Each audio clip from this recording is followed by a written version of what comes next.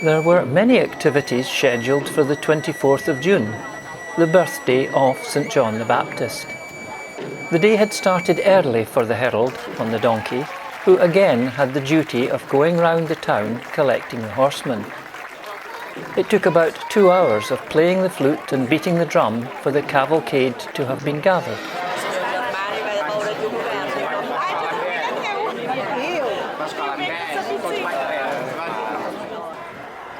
Here the horses are passing by the impressive walls of the town's fort on their way down to the Pla de Sant Joan.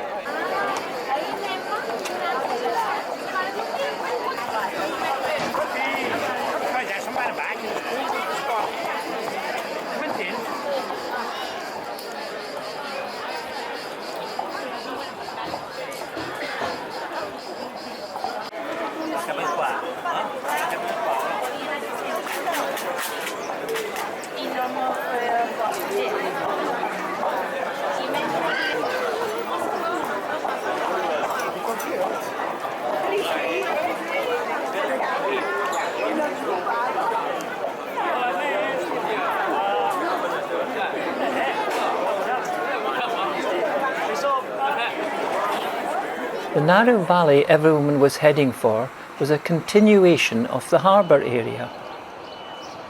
I had viewed it from above the day before when I saw that 2 parallel red lines had been painted in the sand to mark the division between riders and spectators. Initially, the spectators were in the middle section while the horses paraded around the perimeter. But once the medieval games started, the location switched round to the horses galloping up the centre section.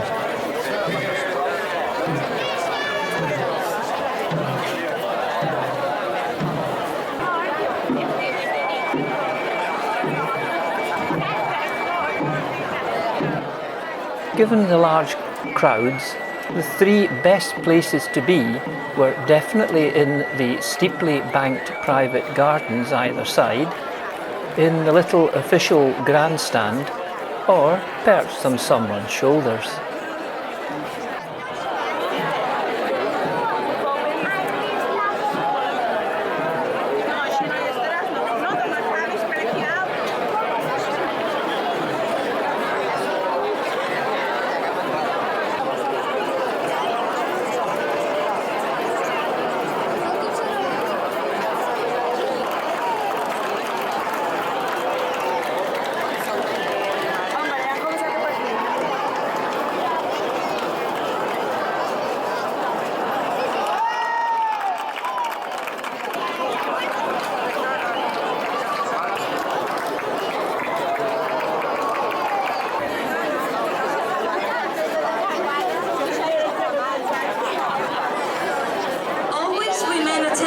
To the sound of the drum and the fabiol. This year, the races will be followed without interruption between one and the other. We repeat, always be attentive and always stay behind the red line. We need your cooperation for spectacular, safe and agile games. The first of the medieval games involved galloping with a lance and attempting to spear a small white ring. The horses galloped at some speed, so it was not surprising that there were many groans of disappointment from the crowd. Even dislodging the ring did not count, but successfully spearing it got a huge cheer and applause. It was a bit scary at ground level as the crowd jostled in and out, so I retreated for a higher vantage point.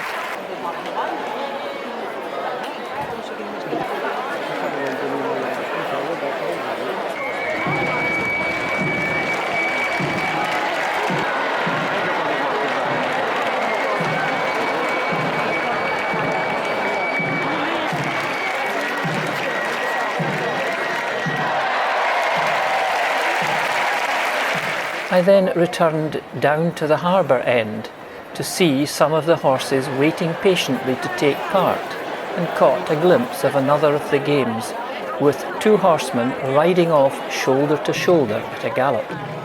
The morning games were effectively a preview of a longer session of the event held in the evening. I then returned to the centre of town, where the riders were scheduled to parade through Ses Voltes, the arch street between Cathedral Square and Plaça Nova. This event was known as the Run of the Squares.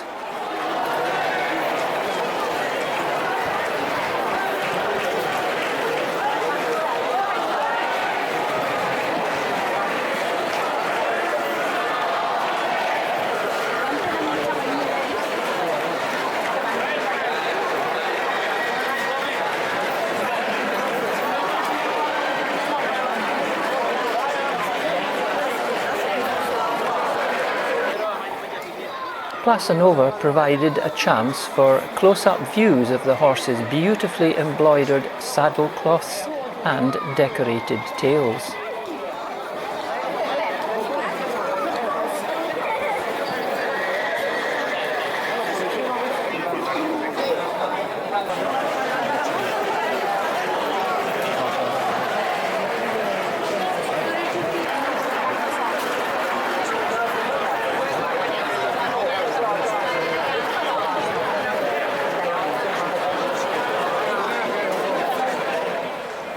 Once all the horses had reached Plaça Nova, their return trip to the Cathedral Square could begin. Always bringing up the end of the procession was the nobleman, who was the event's main official, and finally the clergyman. Their respective horse blankets reflected their status.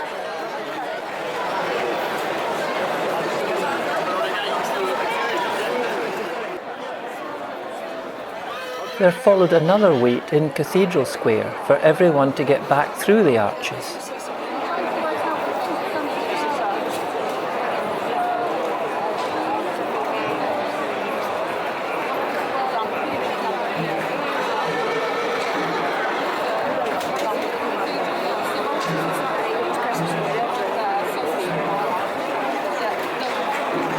It was another boiling hot day, especially for the riders in their full formal dress.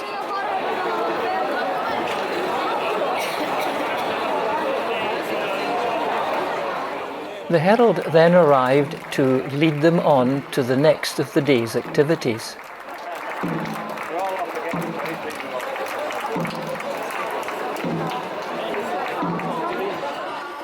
I found this one fascinating because it involved the still mounted horsemen being invited into people's houses, where they would be offered refreshments, while the residents were able to stroke the horses. I also noted that the owners had sensibly laid down protective boards on the floor and had brushes and shovels ready to hand. At first, the rule seemed to be one horse in and one horse out, but then I saw two horses going in together, and later even 3 horses coming out one after another.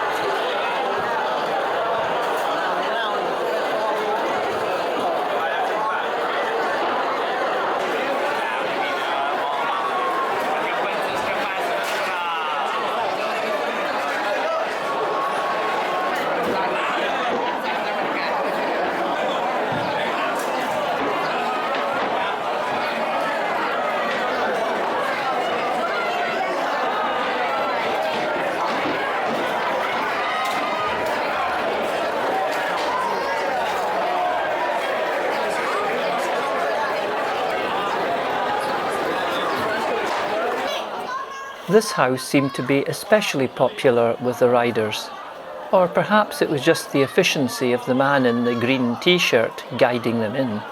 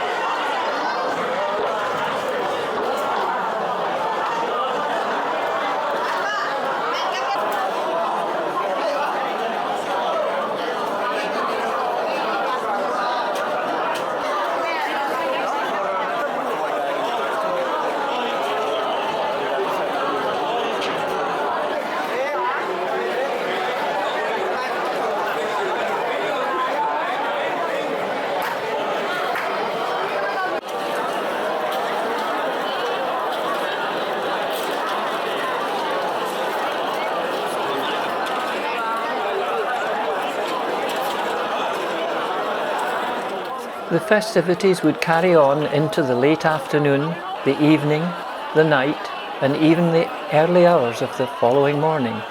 But for me, it was time to return to my hotel.